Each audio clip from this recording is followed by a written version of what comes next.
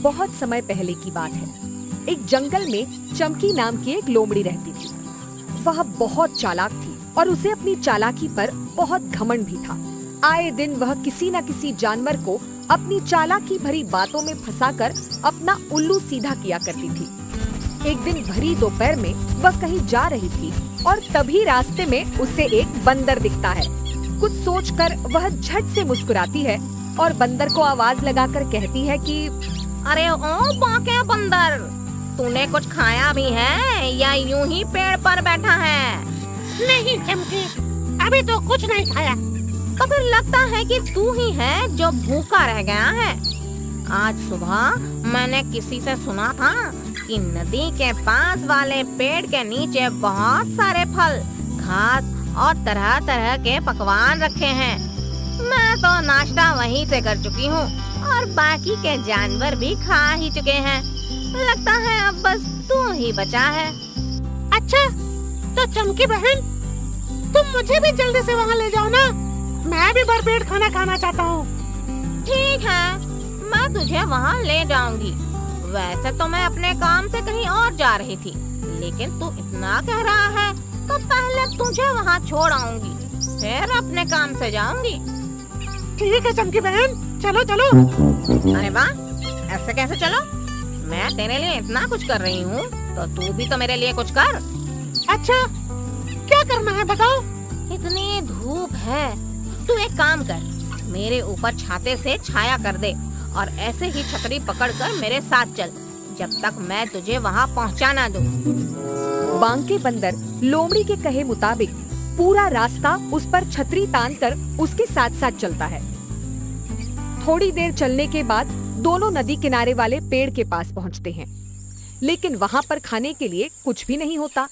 तब बांके बंदर उससे कहता है कि चमकी बहन, तुमने तो कहा था यहाँ पर बहुत सारा खाना है, लेकिन यहाँ तो कुछ भी नहीं दिख रहा। देख बांके बंदर, यहाँ जितना खाना रखा था उससे कहीं ज्यादा इस जंगल में खाने वाले हैं। अब तू यहाँ देर से आया और तेरे आने से पहले सारा खाना बाकी जानवरों ने चट कर लिया, तो इसमें मैं क्या कर सकती हूँ?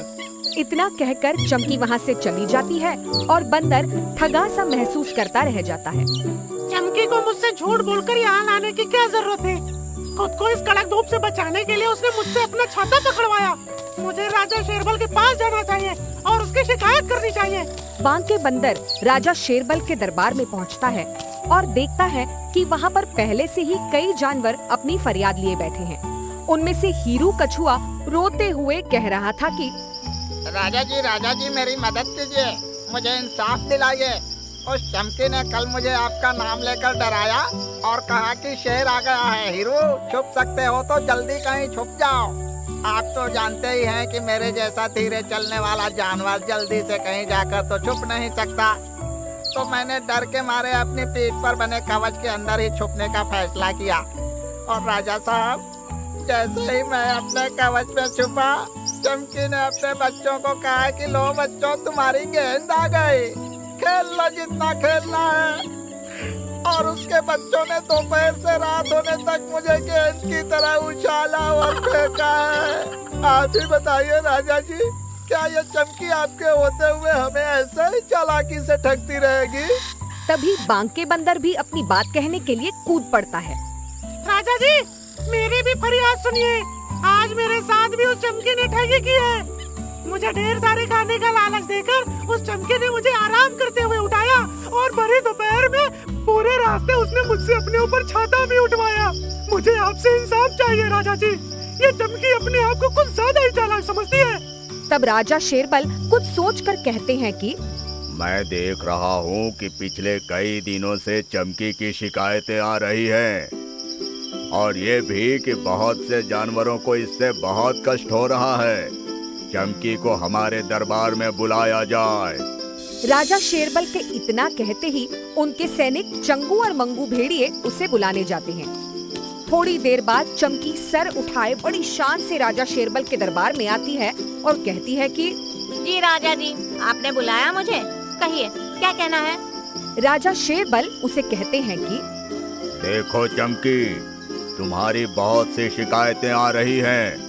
मैं तुम्हें चेतावनी दे रहा हूँ कि अपनी चालाकी का गलत प्रयोग करके इस जंगल के भोले भाले प्राणियों को परेशान करना बंद कर दो।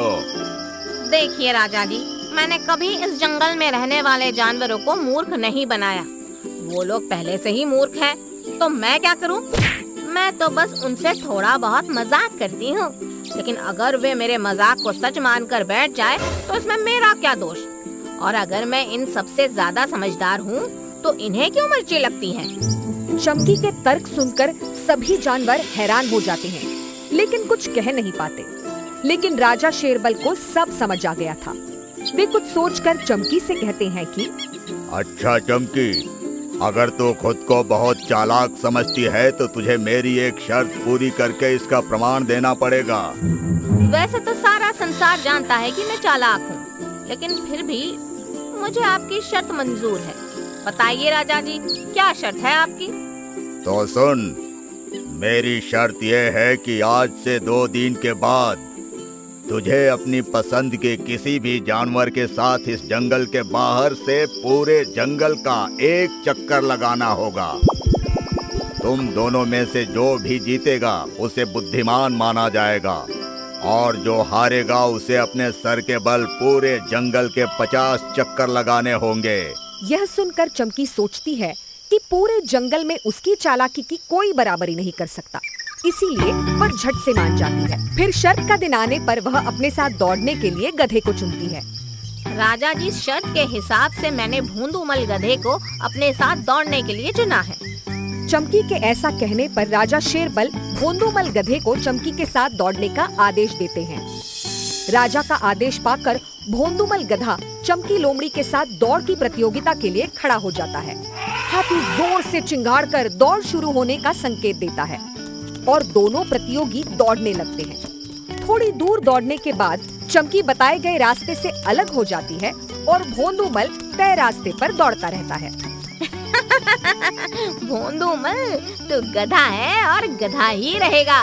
मैं तो चली छोटे रास्ते से और तेरे पहुंचने से पहले ही मैं दौड़ जीत चुकी होंगी और सब देखते रह जाएंगे। फिर तू लगाते रहना जंगल के 50 चक्कर। इतना कहकर चमकी छोटे रास्ते से जंगल के बीचों बीच पहुंच जाती है। लेकिन ये क्या हुआ? चमकी आगे बढ़ने की बजाय जमीन के 20 फीट अंदर पहुंच जाती है। बचाओ, बचाओ, कोई बचाओ मुझे, मैं इस गड्ढे में फंस गई हूँ, कोई निकालो मुझे यहाँ से। तभी वहाँ राजा शेरबल के साथ बाकी सभी जानवर भी आ जाते हैं और चमकी को देखने के लिए गड्ढे के अंदर झांकते हैं। चमकी राजा शेरबल से गुहार लगाती है कि राजा जी, किसी बेवकूफ जानवर ने जंगलों के बीच में गड्ढा कर दिया है और मैं इसमें आकर फंस गई, मुझे यहाँ से निकालिए। अब राजा शेरबल गुस्से से दहाड़ता है और चमकी से कहता है कि ये गड्ढा तो मैंने ही करवाया है चमकी, लेकिन इसमें फंसने के लिए तू खुद जिम्मेदार है। तेरे कपट और चालाकी ने आज तुझे इस गड्ढे में गिरा दिया है चमकी। अगर तू बिना चालाकी किए बताए रास्ते पर दौड़ती रहती तो तुझे इस गड्ढे में नहीं गिरना पड़ता। तू शर्त नहीं जीत पाई है। अब तेरी सजा है कि तू जंगल के 50 चक्कर लगाएगी। चमकी को रस्सी की मदद से बाहर निकाल लिया जाता है और वह अपनी गलती के लिए सबसे माफी मांगती है।